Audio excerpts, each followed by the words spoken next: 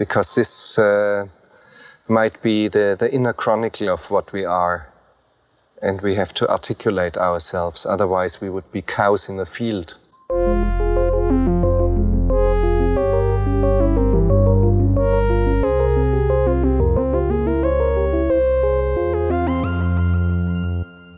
This is Cows in the Field. This is a podcast in which we explore philosophical themes in popular films. My name is Justin. I'm Laura.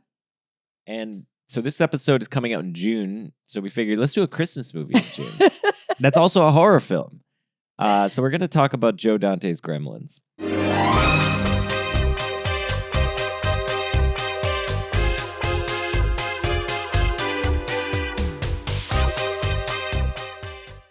And we're happy to welcome to the show Brandon Polite. Brandon is a professor of philosophy at Knox College and the host of the YouTube series Polite Conversations, Philosophers Discussing Art. Welcome to the show, Brandon. Awesome. Thank you so much for having me. So we settled on Gremlins, and I wanted to start with just a question. This is for all of us, but most importantly, Brandon, what's your history with the movie Gremlins? My history with the movie is really long. I watched it when I was way too young. And so what happened was my parents went out for the night and left me with my grandparents to babysit. And they took me to the movie rental place, which was probably a grocery store. And I was probably, the movie came out in 1984. So yeah. I had to have been 3 years old. And I pointed at the tape with the cute little creature on the front and they rented it for me. And I watched Gremlins when I was 3 years old.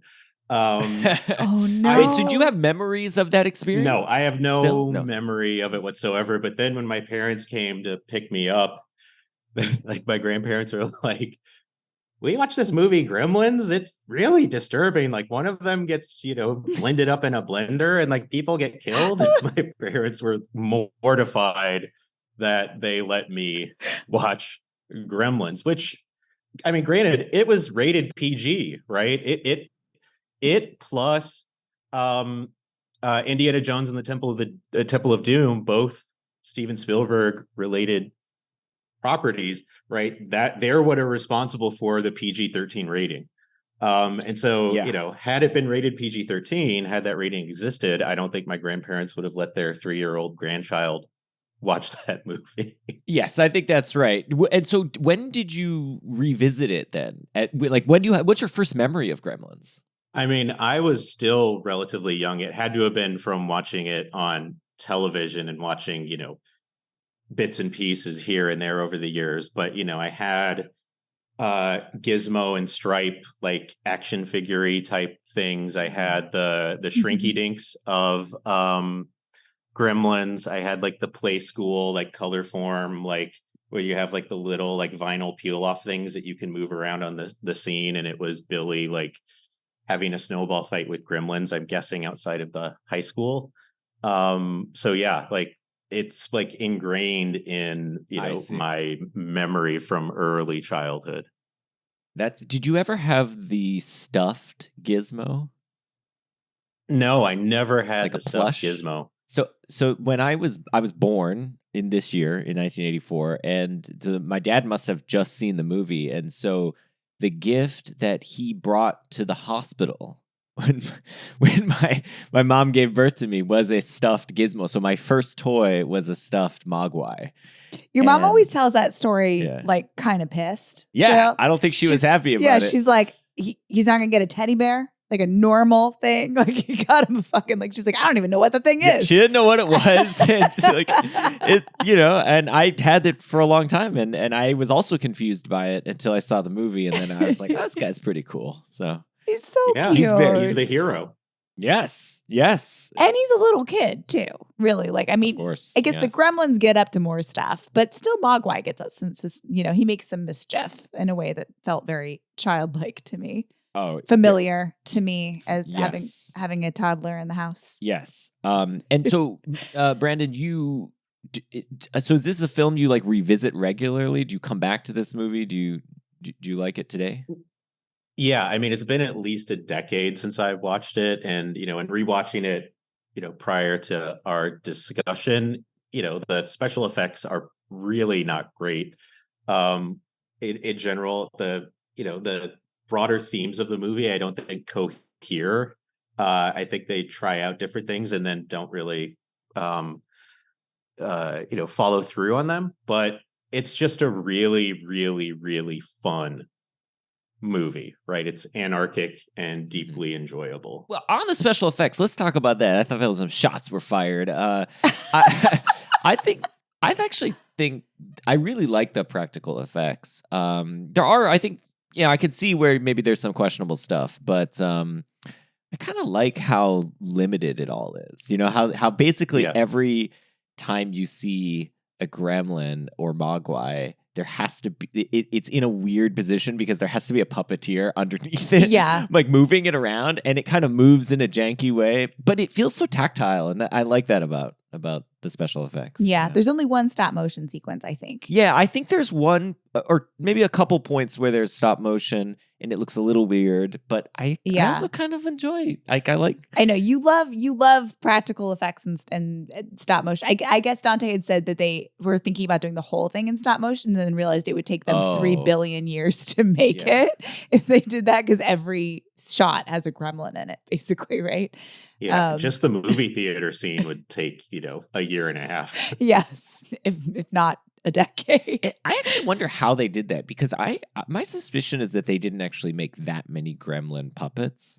So I wonder if they actually either double exposed or they did, they composited different gremlins into that scene, because that's a lot. It could be a lot of work. Or if what they did was some of the gremlins have like significantly less detail, so the ones in the back, especially in the dark room. I was wondering, maybe not all of them are moving too, but it feels like they're all moving. They're all moving around. I don't know, that's what kind of felt like maybe they composited it. But I just think like there's some really, an argument for making it not all stop motion is that the gremlins can interact then with the people. So like when you have interaction between a real person and stop motion, you get like Jason and the Argonauts, which looks a little bit weird. It has its own weird uncanny effect, but it's very hard to line it all up. Mm-hmm. And this one, you have the puppet Stripe like chainsawing Billy, and that looks really real, because they just got some guy manipulating a puppet. Anyway, I find it's like visceral and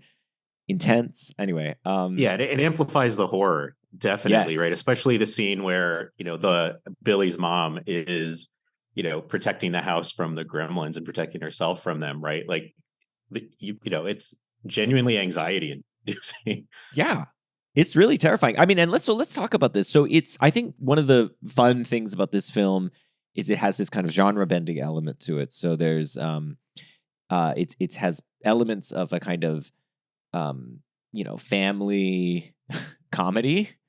But it also has horror. It has slapstick humor as well. And it sort of effortlessly slides between these things. In that regard, it kind of recalls, in particular, Evil Dead 2, which really leans into the horror comedy stuff. But just to give one example of this, I was thinking about like what my favorite. Of course, there are some very dramatic instances of comedy in this film, like absurdist comedy. But I think one really interesting instance where the genre elements feel like they're really blending is in the scene when the gremlins attack Mrs. Deagle. Mm-hmm. Okay, so Mrs. Deagle is, well, we're going to talk more about her, but she's the, if there is a villain in this film, besides the evil gremlin Stripe, it's Mrs. Deagle, and we'll get into her more, but anyway, she's the kind of evil landlord. And she hears carolers, and she's like, I hate Christmas carolers, in classic evil villain of a Christmas movie. Goes to the door, and it's a bunch of gremlins dressed as Christmas carolers singing the Gremlins song. Da, da, da, da, da, da. They're like singing their Gremlins song. And so she freaks out. And so first of all, the first thing is I'm thinking, that's pretty scary. I'm sorry. It's not that scary. No, that's actually pretty silly, right? These creatures are they're dancing and singing for her. But then she goes and she's like, no, they're coming for me. I don't, what did she say? I'm not ready yet. Meaning I'm not ready yet to die. Yeah. she thinks she's gonna die, and then she gets on her chair. She has this chairlift to go up and down the stairs, and we know that one of the gremlins has made it malfunction.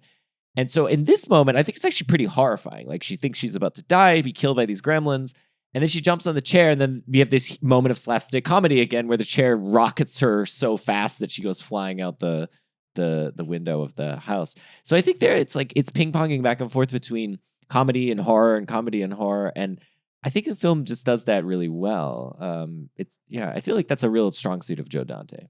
Yeah, and I feel like with that moment too, right? Just the I'm not ready, right? There's a sense in which she's been preparing for this moment, right? And so like she knows she's the bad guy. And I mean, how I interpreted it, and rewatching it is that like she thinks they're demons, right? She thinks that, death or the Grim Reaper or, the devil has finally come to take her for all of her years of evil. That's and awesome. So like, that's sort of hilarious to me, right? Is that she interprets this, just like these creatures that have showed up seemingly at random as, this is what I've been prepared for, and I'm not prepared.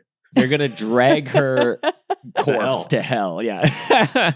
And of course it comes in the form of Christmas carolers because she hates Christmas carolers.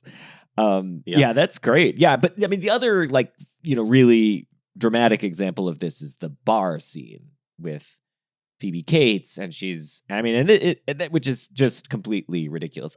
Maybe before we get to that though, let's just back up and kind of situate the film. So, this is a film in which a kind of failed inventor, Richard Peltzer, goes to Chinatown and kind of sort of steals a creature that he finds in a Chinese store, which we learn is a Mogwai, and he calls him Gizmo, and takes him home, and then gives him to his son Billy Peltzer for Christmas, and then there are 3 rules to the Mogwai or / Gremlin kind. And so the first rule is they hate bright light and sunlight will kill them. The second rule is don't get them wet, and we learned that's because water makes them multiply. And then the third rule is never feed them after midnight. And we learned that if you do that, they will sort of turn into a cocoon and then morph into this more maniacal rubbery green gremlin. So as anyone who's watching this movie knows, even if you have never seen it, they're going to get wet and they're going to eat after midnight. It's like Chekov's rules. They're going to happen. It's going to happen. And then chaos ensues. On the notion of rules, so one of your previous recent guests, actually Matt Stroll, who's been on your podcast a couple of times, his brother Josh, who's also a major cinephile, thinks that Gremlins is the movie that best exemplifies the pandemic. Unlike a film like Pandemic, right? Why? Because there are just simple rules you have to follow to avoid chaos and death, right? You wear a mask, 6 feet social distancing, you wash your hands regularly. That's all you got to do, right? To stop this virus from spreading and killing people, right? And yet no one, so few people just flouted the rules, and, over 1 million Americans died from this thing. Yeah. Right. And so it's just so brilliant that this film is just simple rules. Don't feed it after midnight, keep it away from water. Don't put it in the sun. Right. I mean, the sun one ultimately is the valuable one. Right. But it's just this brilliant observation and hilarious observation. I think apt observation, right? Just a few simple rules. That's all you got to do. And no one could do it. Yeah. They last a day before the rules start getting broken. And the rules get broken so quickly, right? Because they know that people didn't tune in to watch a cute little family movie, right? They came to see Gremlins kill people. Right. So, okay, I like this. I like this reading. Let's just interrogate this more. I mean, so obviously it makes for a more fun movie when the rules get broken, but it also tells us something about these characters and about the arc that they go on. So at the end of the film, what's the name of the Chinese shop owner? Does he have a name? I think it's I think it's Mr. Wing. Mr. Wing. Okay, so Mr. Wing says, he comes and sort of dispenses wisdom at the end. He says, look, you were not ready. But maybe, Billy, you will be ready at some point. And I think that is interesting that there's a kind of, the film is almost saying, whatever this thing is, Mogwai, whatever the meaning of Mogwai is in the course of the film, it's a sort of thing that requires a certain degree of responsibility, and it can't be stolen. It has to be given, right, to the worthy. Now, there's lots of readings of what the Mogwai is. I mean, one very apt reading is it's a child, right? Yeah. Because what else are things of which there are relatively simple rules you need to follow to make this thing work? It's children. I mean, like, don't feed them too much candy. Oh, fail on my part, especially late at night. And I don't know. Don't drop them. Try not to drop them. Don't drop them. Make sure they get enough sleep, etc. And so, these are all, by the way, hard to do. Well, it's true. I mean, as we learn, some of these creatures are amenable, like Gizmo, and some of them, like Stripe, exist to primarily break the rules. But I mean, are there other ways of interpreting or understanding the significant, what's the allegory of the Mogwai? I don't know. Yeah, I don't know. I think the parenting one is probably the right angle to take, just because Gizmo is so childlike. And give them too much candy too late, they go crazy. That's what it is to have a kid. Too much sugar too late, like, your day's ruined. Right now, presumably most children aren't going to turn into homicidal maniacs if you give them candy after midnight. But when there are enough of them together, they do seem to get up to some stuff. But it's almost like, I love that the Gremlins have this intuitive understanding of or at least some of the, what are they called? Are they all Mogwai? They're all Mogwai. Okay, they're all Mogwai. Species, or at least they're pupa species. Okay, but they all seem to know the rules, right? Yeah. And some of them are like, I like these rules, I don't want to break them. And others are like, I want to break these damn rules. So Stripe eats through the clock's wires, right? Yes, yeah. So that he can so they can turn into gremlins. Okay, he knows the score. Okay. Yeah, so they sneaky. They understand. I love that they can read, speak. Yeah, they're so smart. English, and they can read the numerals and understand time and stuff. Well, I mean, further, they seemingly know the layout of Kingston Falls, right? Yeah. That Stripe knows to go to the YMCA because there's a pool there. Yes, I know. I thought about that too. He's like, where is there a lot of water? Obviously, the local pool.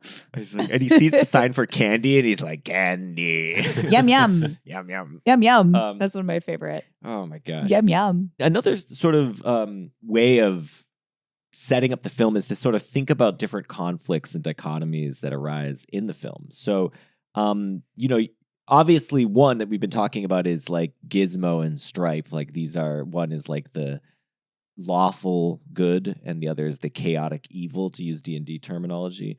But what are some other dichotomies that you saw, Brandon? I mean, I think the big one is, the dichotomy between Mr. Peltzer and Mr. Wing, right? Which is technology versus ancient mythology or lore, right? And you also have West and East, right? American versus foreign, right? Which plays itself out with is it Mr. Futterman, the neighbor who's entirely xenophobic, right? And only likes American-made products, and is the one that believes in gremlins from World War II. Did he say he was fought in the Pacific? Oh, honestly, don't remember.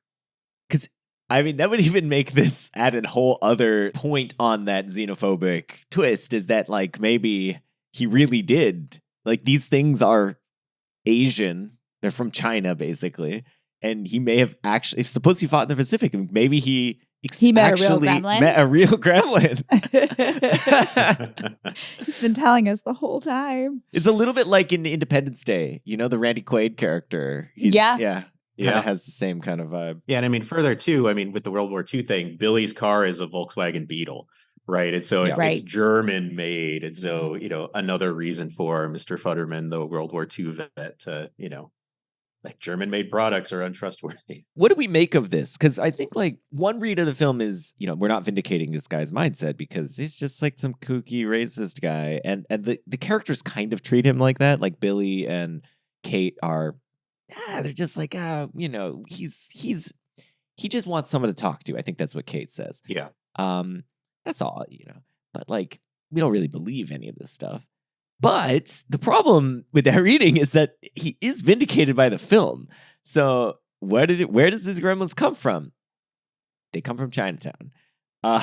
They do all the things he said, like they cause mischief and destroy things. And I find it a little bit uncomfortable that the film, like in a way, vindicates the xenophobic perspective of one of its characters. I don't know. Am I wrong to think that? On the other hand, I mean, Mr. Wing.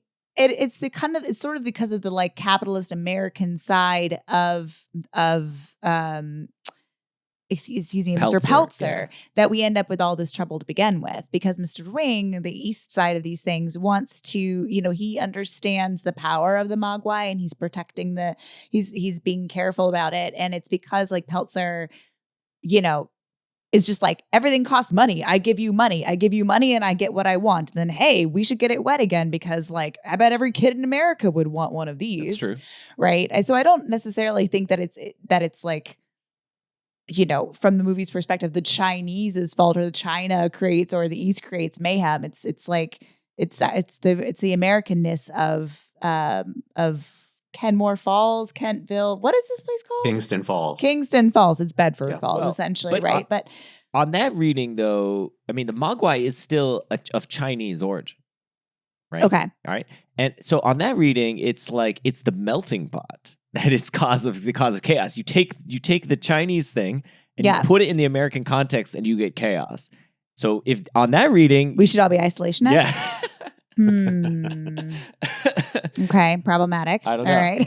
Right? But then again, in the end, there is some reconciliation between Mr. Wing and Billy. He sort of sees the respect that Gizmo shows Billy, and he says, okay, maybe at some point you will be ready. So maybe there is this kind of like, look, we've got, if we're gonna connect, we can't coexist peacefully just yet. Well, no, we have to be careful in how we bring the sides together or something like that. Like you didn't follow our rules, and that's part of what caused the chaos. So maybe that's it. It's like sort of like, you gotta you can't just culturally appropriate and further, that message of Billy, one day you may be ready, just gets immediately undercut by Gremlins 2, where he gets Gizmo and then has to hide him in the filing cabinet, and then just immediately, like a few hours later, Gizmo touches water accidentally, and then it's the same thing but in New York City. Yeah, but even more chaotic. Exactly. Yeah, it is. Yeah, I mean, you do get the sense, and Laura, you were doing some research on how this movie came to be, but you do get the sense that Christopher Columbus, who wrote this movie, or is it Chris Columbus? Chris, right? Yeah. If you call him Christopher, I think he doesn't like. He's like, only my mother calls me Christopher. Yeah, exactly. Christoph Columbus, I think, is that's how his friends call him. He who wrote it, you do get the sense that it's this kind of like a kitchen sink script. There's a lot of stuff thrown in there, and it's not necessarily going to all cohere, to your point at the top end. And I mean, I think it's a spec script too. So he wrote it to show that, hey, I can do action, I can do comedy, I can do horror, right? And then I don't think he expected anyone, let alone Steven Spielberg, to buy it and produce it and make it a movie. No, especially because I think its original form, it was sort of unmakeable. I mean, in that version, there is no cute Mogwai. There's just like, there is a cute Mogwai, but it's not Gizmo. That one turns into Stripe. Billy's mom gets decapitated. Apparently, at one point, they walk into a McDonald's where people are like all dead inside the McDonald's. So it's like a zombie apocalypse. Yeah. Wow. Obviously, Steven Spielberg was like, I have some notes. Well, that is the Spielberg magic, is he takes this thing, which is pretty dark, and it leaves enough darkness. To your point, Brandon, that it was quite disturbing when you were a kid, but he kind of cleans it up enough that it can be family friendly. This is the kind of magic. I mean, the other one you mentioned in that regard about prompting a PG-13 rating, the Temple of Doom. I mean, that's a kid's movie ostensibly, in which a dude plunges his hand into some guy's chest and takes out his beating heart. It's so intense. Kali Ma Shakti Day. Nice.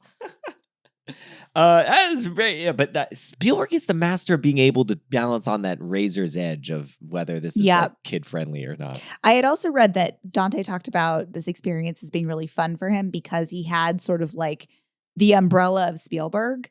And so but he didn't have like the presence of Spielberg because Spielberg was super busy doing Temple of Doom. So like whenever he needed something or whenever like the studio was breathing down his neck, he'd be like, ugh, just call Steven. And Steven's like, what? I don't have time for this. Okay. And then he calls the studio and like, do whatever Dante wants you to do.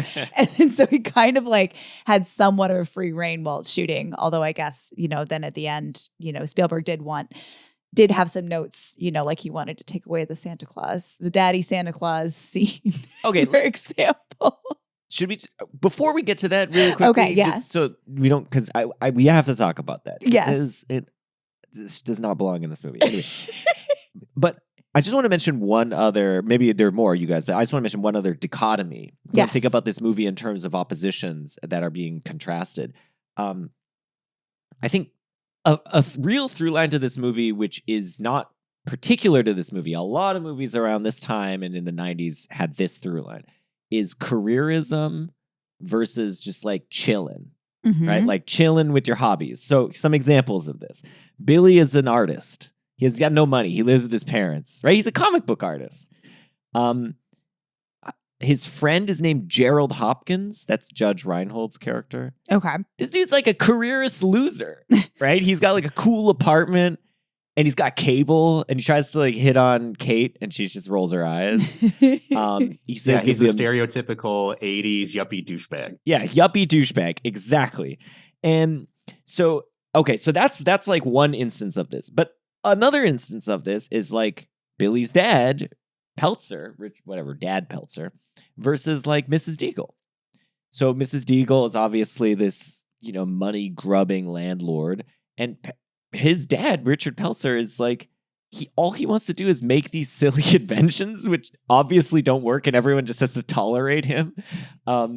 He's like the worst inventor, but also it's super endearing because he just is really into it. He's super into his inventions, and so I kind of like that through line. I'll give one more example of it.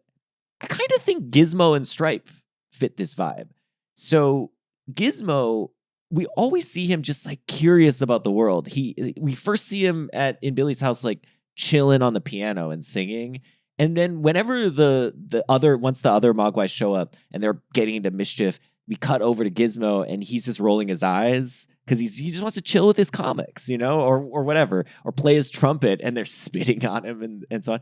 But then Stripe, on the other hand, now careerism, all right, it's a bit of a stretch, but he's got like a master plan. He's a master plan. He's got like a careerist master plan. His master plan is dominate everyone and make so ultimate chaos. And like he's single-handedly devoted to that. And he seems to like have no other, passion besides causing whatever his like chosen path is. So anyway, I think this like, again, it's not unique to the film, but I think this is like a through line that kind of unifies some of the threads. No, but I mean, I think that the careerist thing, right, relates to Laura's earlier point about like capitalism being the source of the problem, right? Because the film really goes out of its way to juxtapose like Billy and his family with the Deagles and the Judge Reinholds of the world, right? Where they're just like nice. They have a nice home life, nice family life, which of course Steven Spielberg loves, which is why the mom can't die, right? And yeah, that, it's the, careerism stuff that is the problem, right? That, Phoebe Cates, the, girl next door type character with a really dark past, a needlessly, gratuitously dark past, right? Who she likes Billy, not Judge Reinhold's character, right? It is kind of interesting that she ends up having to work two jobs. stripes. Like, I don't know why that is, but she's not getting paid for one of them. Oh, wait, really? Yeah, she's working for free at the bar. She works at Dory's for free. Just to help out the... Yes. Oh, never mind. I didn't catch that. Yeah. It's small town values, right? You help your neighbors, whereas you have the bank people who, and the Deagles of the world who are, the Mr. Potter / Ebenezer Scrooge / Elmira Gulch of the world of the film. Right. She wants that dog. She wants it dead. She wants their property. Right. The mother with the 2 children who are hungry. Like, oh, you got to pay or you can't pay. We're taking your house. Let's talk about that. So Mrs. Deagle, you mentioned she's a combination of Scrooge, Potter, and Gulch, the Wicked Witch. Yeah. I mean, those are certainly homages to these films, and they it's definitely coming up. It's pretty on the nose. I mean, she wants to kill the dog. Yeah, she never at one point says, "and your little dog too," but almost she does. Yeah. What can I? So, Laura, you're a Wizard of Oz expert. What is the reason the Wicked Witch wants to kill the dog in Wizard of Oz? I think he's always just like getting into her garden, I think. Okay, so it's basically this. Yes. Because I was thinking her reaction is a little bit overblown. It's a little strong. Yeah, so is Elmira Gulch's. Yeah. Like Toto, I think, just gets into stuff. They live on the farm. He runs wild, and I think he gets into her garden and bothers her. So you mean like he gets into stuff like he breaks a few dishes and throws a few saw blades at you, and then your response is kill him? I mean, come on. That seems a little bit rules. Yeah, all Stripe is doing is breaking a few rules, multiplying, eating after midnight, and now your response is put him in the microwave and turn it on high. I can't remember. It's been a while since I watched Wizard of Oz, actually, but I think at some point he also kind of like jumps at her because she's being mean and yelling about the dog, and I think he like jumps out of Dorothy's arms and kind of goes at her, and she turns that into like he's attacking me. I can't. Just like I think Billy's dog does too. Exactly, Billy's dog kind of jumps out behind the counter, and she acts like she's having like a cardiac arrest. Oh, and I guess she ends her demise. She is with the legs, so the legs are sticking out of the right, of the chair in the snowbank or whatever. And does she have striped socks too? I feel like she maybe might. Yeah. Really? Oh, maybe. I mean, her socks are very visible. Okay, I would have. I feel like I would have caught that as a Wizard of Oz reference if it was striped, but that's really cute. I didn't think about that. Yeah, I mean, I was wondering. I keep noodling on why these movies are there, except for that, like, the sort of surfacey Chris Columbus is writing a spec script and throwing in homages to his favorite movies. But both Wizard of Oz and Wonderful Life have this moral or have this theme of home and your relationship with home. Both Dorothy and George come to a place in the end of the movie where they come to appreciate their home, the people that surround them, the love that they have. They were taking that for granted, or they were feeling stifled by it at the beginning of the movie. But Billy never seems to resent Kingston Falls in the same way that George resents Bedford Falls, or that Dorothy dreams of bigger things in the Wizard of Oz. So I'm not quite sure what to make of that. Billy could, right? Like he's an artist. He's an artist. He's maybe stuck. He's graduated. He's working this job, perhaps supporting the whole family at the bank. But there doesn't seem to be any like, I gotta get out of Kingston Falls. I have these dreams. Like there's nothing. He kind of appreciates his family from jump, I feel like. So there isn't the same arc there. But there's some relationship with hometown America. Too, that he does mention relatively early on when he's talking to Kate that, I could move to the city. I could, get a bank job, a bigger bank job, or I could get a promotion here. And she's like, why would you want to do that? Like Kingston Falls does everything you could possibly want. Just do your drawings and, live a happy small town life. Right. In which case she's his Mary. if that's her role to play. But yeah, he doesn't seem to have this, he just seems to really love his dad. And there's no frustration about like his sort of silly, maybe embarrassing dad whatsoever. Yeah, I mean, I think, Brandon, you said this at the top, which is like a lot of the themes don't totally come together. And I think this is an instance of that where there's a conflict here that if if Chris Columbus were maybe at this point in his career a little bit of a stronger writer, he would have fleshed it out a little bit more. The conflict being the Peltzers may very well lose their house. So this is a real conflict. And you might add to that conflict, Billy wants to get the hell out. But then he's gotta help out. So he's working at the bank. He sort of resents it because he's got to help his parents out, pay for the house because his dad's this like, moron inventor or whatever. But he's so endearing that it's okay. So anyway, I do get the sense that like that's there kind of, but it's not really fleshed out enough to make it, to really give the viewer much to hold on to. And so I don't begrudge the movie that, but I do think that like, if you're going to throw in a bunch of references to movies where that is basically the conflict, you might as well like, draw it out at least. I don't know. Yeah. Maybe and I was thinking of it exactly in terms of, most monster movies like are reflections of like baser anxieties and fears and desires. Right. And, so Alien is about, dealing with anxieties about pregnancy and childbirth, right? Frankenstein, the classic Gothic horror novel is dealing with the exact same thing. It's anxieties about pregnancy and childbirth. And this film, it's a monster movie. There are monsters, and it could reflect general or deep-seated anxieties or desires, but they're just sort of pure anarchic comic cartoony evil that do sort of sassy silly things and also kill people. yeah here's a way to spell out this and to connect that theme that you're mentioning, Brandon. So to give these monsters some actual representational content of an anxiety or something. So suppose Kate and Billy are together at the beginning of the film. Billy wants to leave, but he's held back by his parents, and Kate wants him to stay and have kids. Then the Gremlins could represent his anxiety about staying in Kingston Falls and having kids with Kate, because they're fucking demon kids, basically, right? And so and he, and at the end he could be like, yeah, this is why I wanted to get the hell out of here and be an artist and not be stuck in Kingston Falls. And I do think that dovetails a little bit with Gremlins too, where then it takes place in New York City and they're both like doing their careers and all that.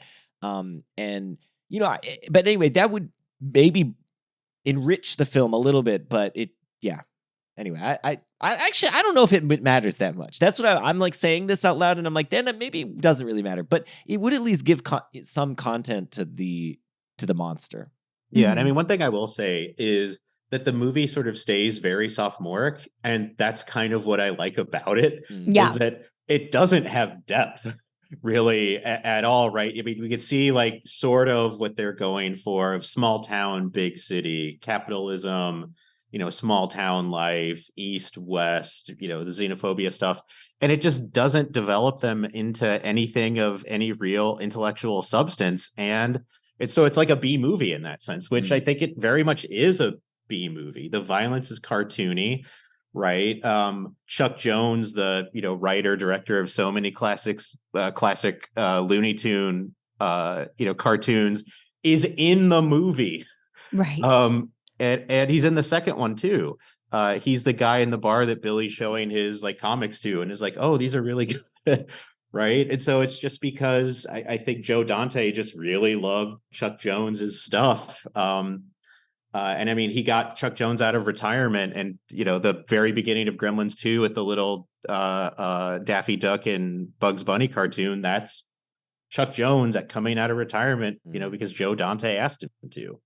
So it's like cartoony, it's a B movie, it's deeply sophomoric, and I kind of love it for exactly that reason. Yeah. I agree. I do think that's part of the charm of the film. Can I just say one potential totally galaxy-brained theory about this film? So I was thinking a little bit about so what I'm about to say I don't think is intentional, whereas I think some of the stuff we've been talking about, there was intention and it could have been developed, but maybe it's better if it didn't, and so we're in good shape.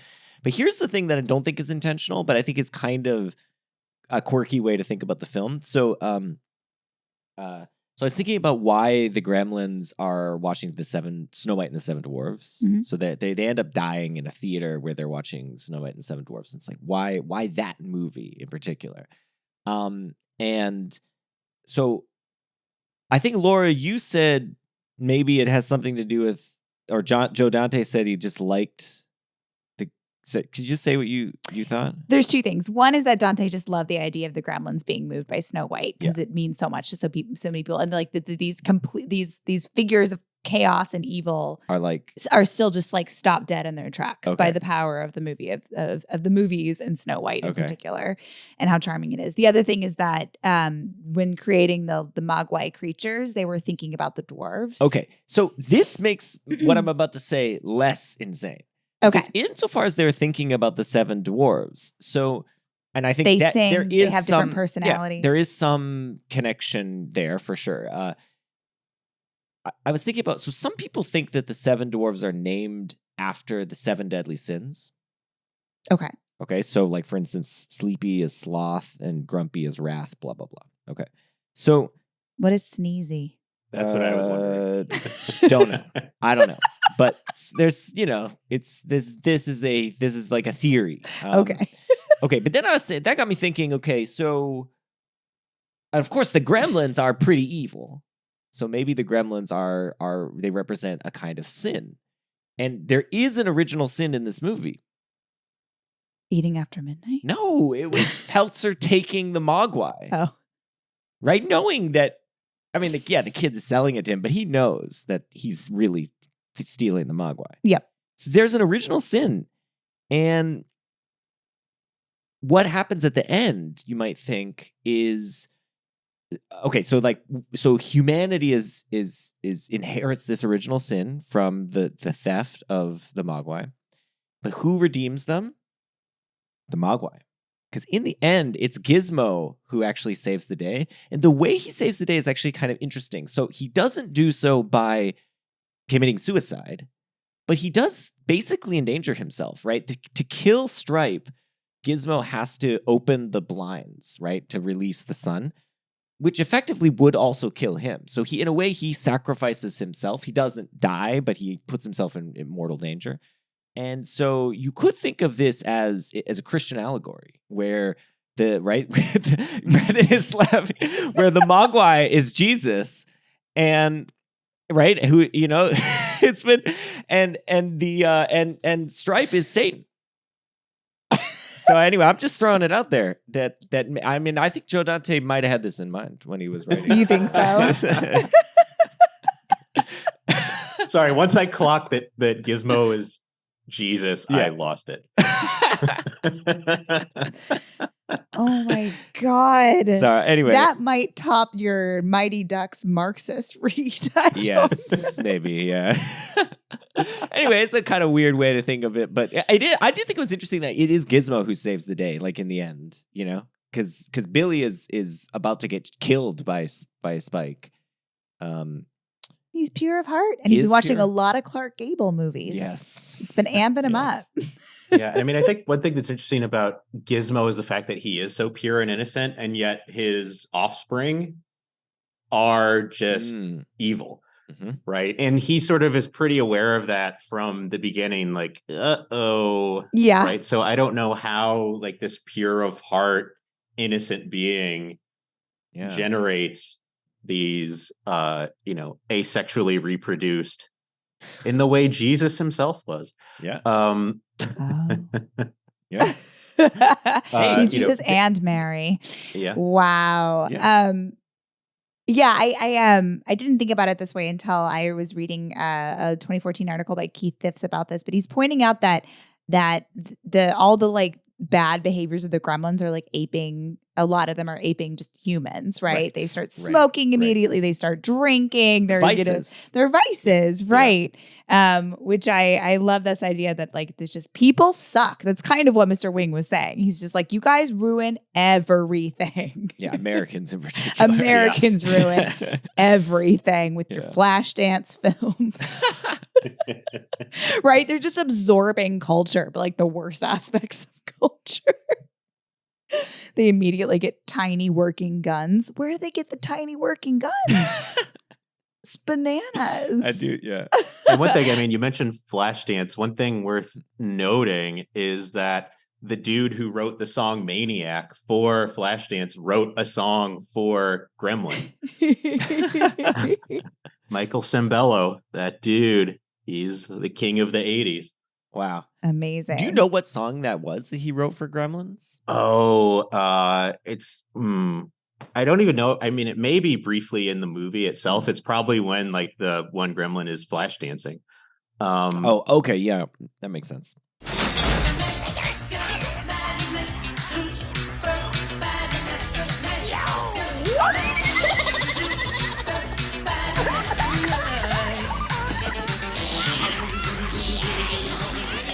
I like that we're calling it flash dancing. Like it's its own style of dance. Yeah, it's a genre where you have your leg warmers and you stomp really fast. Yeah. Right? Yeah, there's classical, there's hip hop, and then there's flash dancing. Flash dancing, yeah. Yeah. Well, then there's also the gremlin who flashes Kate. Yeah. Right? So they've got that guy, and you've got the gremlin who's got the gun and the ski mask on. He's got a tiny ski mask. He doesn't want to be identified, you know? The song's called Gremlins Mega Madness. Hell yeah. But yeah, somehow to your point that Mogwai is like he's absorbing. He's absorbing all of our culture, but he's only getting the good stuff from it, no, like the brave chill. and pure. Yeah. No, he's just chill. He's reading comics. He's like you know, I think that's why the kid analogy is allegory is probably the right one. Like, you know, kids all are out there absorbing stuff, and some of them absorb it and are cool about stuff, and some of them absorb it and you never know which dicks. way it's gonna go. One mom friend to me was telling me, she's like, oh my gosh, I showed my kid Peter and the Wolf to try and show him teach him about music, and now he's obsessed with guns. Oh, because they go hunting. Because there's a musket in right. there. Yeah. She's just like, this was a terrible backfire. You never know what they're going to latch onto. Yeah, it's true. This dang Mogwai. Well, so, okay, let's talk about, we talked a lot about these boys, because the gremlins all seem to be boys. Yeah. Oh, no, not all. There's one lady, there's one gremlin with long hair. That's true. And one lipstick. gremlin dresses, presents as female. Yeah. But they do all seem in this movie to be coded male in my mind. But definitely in Gremlins 2, there's some lady gremlins. There definitely are there's the one sexy lady gremlin. Right. Right. Is that the one who gets horny for a guy, for like a human? Yes. Yeah. Okay. Yep. All right. But let's talk about some of the actual human women characters. So in particular, there's Billy's mom and Kate. So Billy's mom has a great scene in the kitchen with the gremlins where she is so efficient. Yeah. Surprisingly efficient at taking these guys out like she had served in World War II or something. Like she grabs 2 knives. Yeah, she does. She's like grabs one and she's like, I gotta take another one. I'm gonna get another one. Yeah. Yeah, because she takes there's 7. Wait, were there 7 or were there 5? We counted. Were there 7, like the 7 deadly No, I think there's 5. Okay, never mind. There were 5. She takes out 3 almost immediately. That come from Gizmo. Yeah. Yes. But then there's Gizmo, 6. And then Gizmo, when they go to the science lab, makes another one. So there are 7. Am I right about this? Gizmo makes one in the science. In the science lab. They take him to the science lab and then puts one drop on him and he creates another one. So that would be 7 in total. It goes all the way to the top. It goes all the way to the top, my friends. Well, there's 7 dwarves, so... Anyway, sorry. What were we even saying? We were talking about how cool his mom is. Yeah, she is the badass in the movie by far, right? And I mean, she is absolutely efficient. Like she's been training her whole life for this moment. Chopping onions. Yeah, she's like, I know what my husband's inventions can do, and I'm going to use them to the best of my abilities. Yeah. She's also probably had to dodge a few dangers living in that invention house. My only real complaint about this movie is I feel like we needed more gremlins dying by Peltzer inventions. Yep. I feel like I wanted that juicer should have come back somehow. The juicer needed to be there, and there needed to be like a Peltzer like onion dicer or something, and then that chops up a gremlin. Yeah, cause some real damage, or like I don't know. Like what would be another one, like Peltzer like corkscrew or something, or even just the gremlins come in and you open up your bathroom buddy and projectile squirt some toothpaste in his eye or something. That's not going to kill a gremlin. Well, no, but it could help you get away. I'm just using inventions that we know are from the film. Yeah, but we can also make up wild Peltzer inventions that they could have put in the film. I feel like this was a missed opportunity in my mind.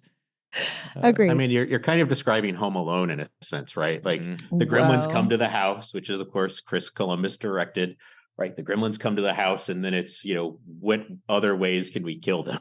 That's right. That's what I'm looking for. I'm looking for a Home Alone Gremlins mashup.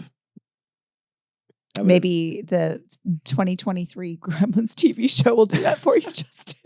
I mean, one of the other ones he has is a fly swatter that when you it's like a gun thing, and then when you push the button, the fly swatter things all go out in a sort of spiral pattern.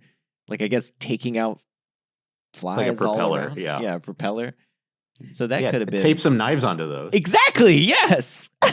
I'm thinking stuff like that. I'm like, this movie would have been a little bit more awesome if there was a little more of that.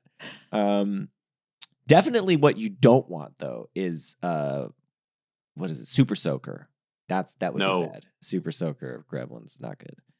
But what about Kate? So, Kate has probably the strangest character in this movie. In a movie full of gremlins who imitate film noir, which they've never seen, and get drunk and smoke and have tiny little guns. It does feel like Kate, played by Phoebe Cates, is the strangest character in the film.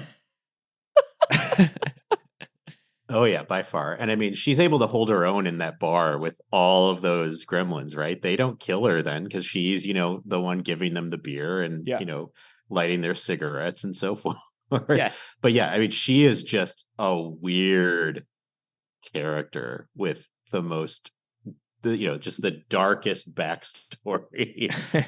Needlessly dark. First of all, it's a Christmas movie, and there's a few mentions of Christmas, but one very salient mention of Christmas. Well, there's two very salient mentions of Christmas with Kate. One of them, she just starts talking about how the suicide rate is really high at Christmas.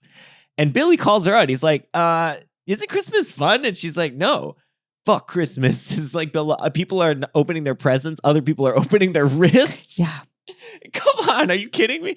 And then he's like, and then right after that, he's like, do you want to go on a date sometime? Yeah, she's like, yes, finally. Yeah. How romantic. But then, we get we then learn why she hates Christmas. And it's like the longest scene in the movie. Yeah. It feels like the longest scene, and it's just her with this monologue talking about how her dad dressed up like Santa Claus to surprise her and her mom when she was little, and he snapped his neck going down the chimney. And they didn't know what happened to him until they started to smell him. That's so intense. Oh my God. It's not just, I mean, one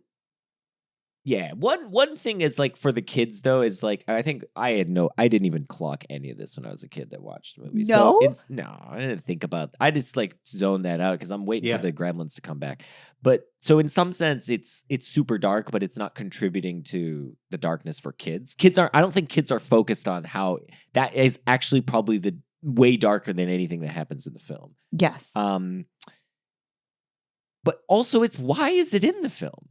Do we have any reason to what's the reason for this? I can't even make sense of this. No, it feels just like a sick joke, right? Yeah. That it's just thrown in the movie and takes up so much time, and it just grinds the action to a halt, right? And then it's like, okay, now where are the gremlins? Yeah, I mean, here's a possible understanding of it. So as we learned, the original script was darker. So maybe the original script was intended to be not like a family-friendly horror comedy, but more of like a black comedy. And we're supposed to be like laughing almost as, when they go into the McDonald's and find all the bodies or something, because maybe the bodies are killed in funny ways or something. And so then in that context, maybe this monologue makes more sense because it's kind of darkly humorous. I mean, he dies in a kind of silly way. But in the context of the film as we get this, it does not make sense. It's so out of step with like the previous scene, which was Gremlins doing like the cha-cha on a bar, that it just feels so incongruous with that. In not a positive way, where the incongruity, like with Gremlins singing Christmas carols and then a woman thinking she's going to die and be dragged to hell is actually kind of funny. This doesn't quite, anyway, it's like too incongruous. Yeah. And I mean, they reference it again in Gremlins 2 when like Billy meets up with Kate again near the end, when like they've rescued his boss and I guess her as well. And like she starts to go on this monologue about, I forget which holiday it is. It's like President's Day or something, right? Where she witnessed this horrible event and Billy's like, you don't need to say this now. You could stop, right? And so it's like, Joe Dante and the writers are aware that it was totally out of place in the original. And so they're going to reference it just to make fun of it in the second one. I like that. Actually, that makes it okay because it had a good joke. It's basically playing the long game. It's just waiting for the two to make the joke. Because Dante really long setup. Because Spielberg said we should take that out, and Joe Dante was like, no, keep it in and double it, as some people would say. Yeah, and in Joe Dante's defense, it's hard to know sometimes in advance like how this is all going to play, especially when you're on the set and you're filming and you're like, the tone is not clear necessarily until and then when it comes together, even it might not even be totally clear how it's going to fit and land. And so, yeah, I could definitely see that just being, you're like trying stuff out, you're experimenting. I do think that Dante is really a master of this kind of, knife's edge horror type comedy thing. And he does it really well also in the Twilight Zone movie. His sequence in that is the sequence with the demon child who's imprisoned his family because he can basically do anything he wants. And so he just like forces them to let him watch TV and feed him ice cream all day. And if they disobey him, he sends personified cartoon characters at them. And that has that same blend of absurdist comedy, but also quite startling horror. And it also has music by Jerry Goldsmith. So that's setting it up. I think the music in this film, like the music in the Twilight Zone movie, is awesome. And the Jerry Goldsmith score is just, I think it just crackles. I love it. Every time I hear that fiddle.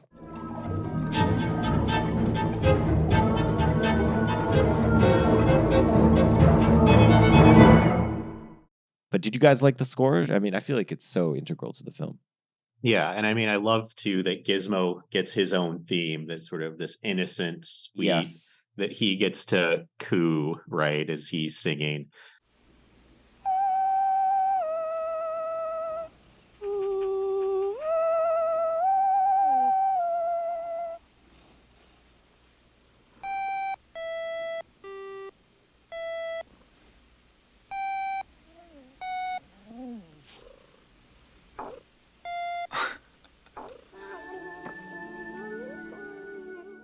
I want to ask you guys two other questions. So one is just there's a lot of scenes where people are battling gremlins, but do you guys have a favorite? We talked about the kitchen scene.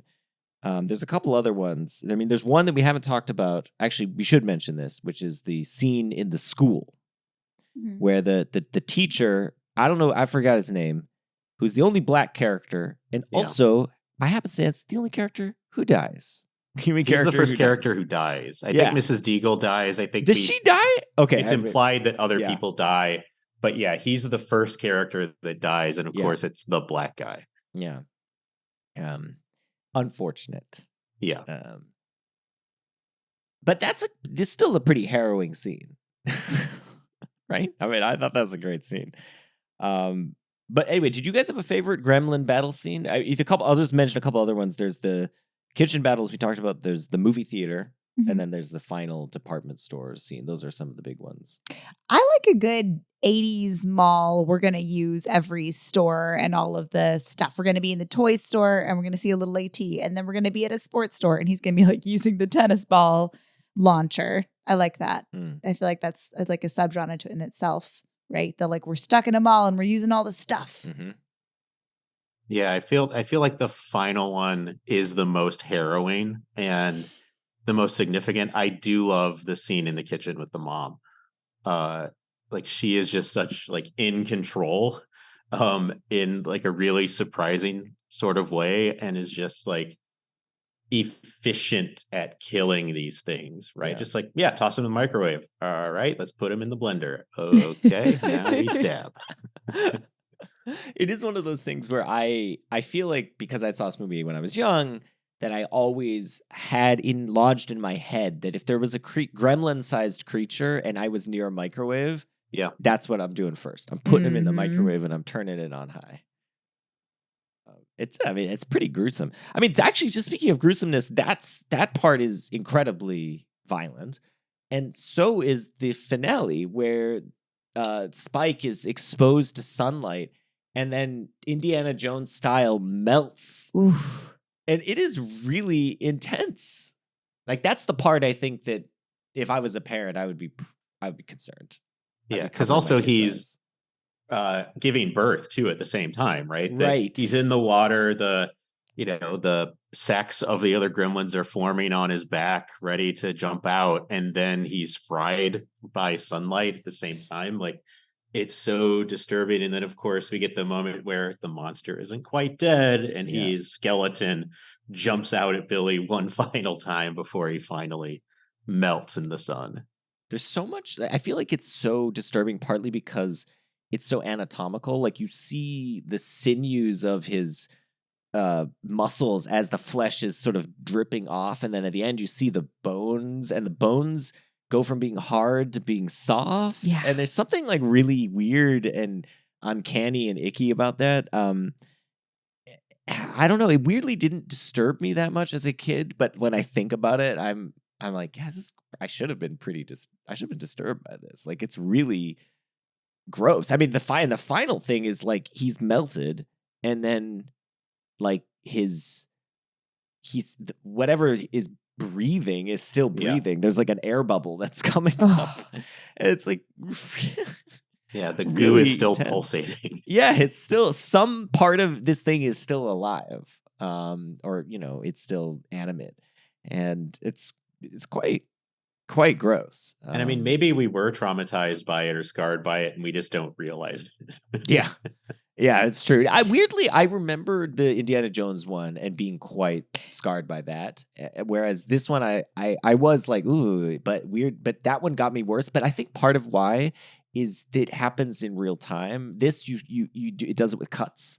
So we get a little bit of decay, cut, a little bit more decay, cut, back to now we're bones. And whereas in Indiana Jones, when the guy looks at the Ark of the Covenant, his face melts off of his skull. I think it's also a question of presentation too. And we talked about Joe Dante's love of Looney Tunes, but there's when Billy goes to double check that Stripe is in fact dead, and he goes to the fountain is bubbling and has like bright red and blue lighting in it.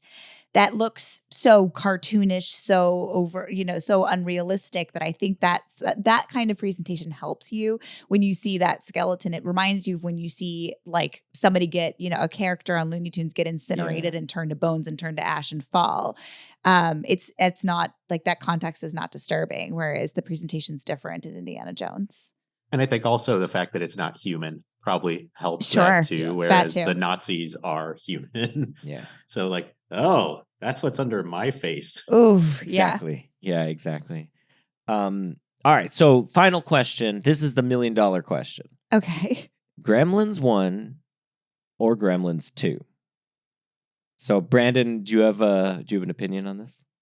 Oh, this is tough. I'm probably going to go with 1, but I love the second one because it's insane.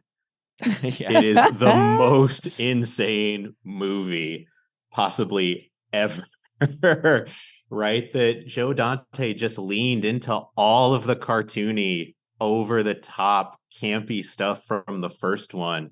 I'm just like, yeah, let's make the movie that. It gets rid of the dark comedy, right? It gets rid of the darkness. I mean, yeah, there's like some, the one alien, the one gremlin gets, taken care of in the paper shredder, right? And so we get like that gross moment, which seems like mainly a callback to the first movie with the mom in the blender.